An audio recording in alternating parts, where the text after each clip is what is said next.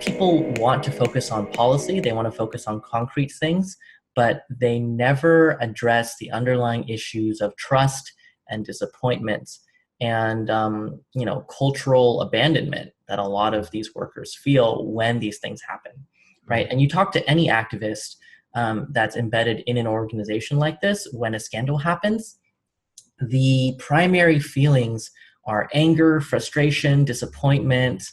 And unless these feelings are dealt with, middle managers will never get anywhere, right? You don't quell an IC's anger by saying, great, we're going to have another campaign, but we replaced, white man Joe, who led the campaign, with, white woman Geraldine, who's leading the campaign, right? Like, why would that make me any less angry? That really wouldn't make me any less angry, because I no longer trust the organization to do its job.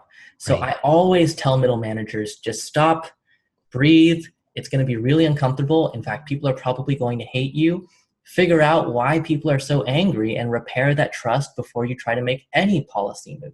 Absolutely. Right? Repair that broken relationship, and then work together with folks to realize how things went wrong in the first place. Usually it's a matter of we had a good hiring practice, but we didn't have good retention measures in this company, and we're not very inclusive, and we need to create a mentorship program. We need to create more community. We need to empower our employee resource group. Usually that's the answer that comes out, but you need to actually sit down and listen and be uncomfortable for a little bit to find out what that solution is. And then you can work with your employees to say, thank you so much for staying with this company. I know it must have been really hard. I think we really need more support for new hires of color. Let's work together on how we can support them and make sure that there's a support network in place before we hire anyone new in, so that we don't make the same mistake again. That's probably a good approach to it. And this is just a hypothetical situation.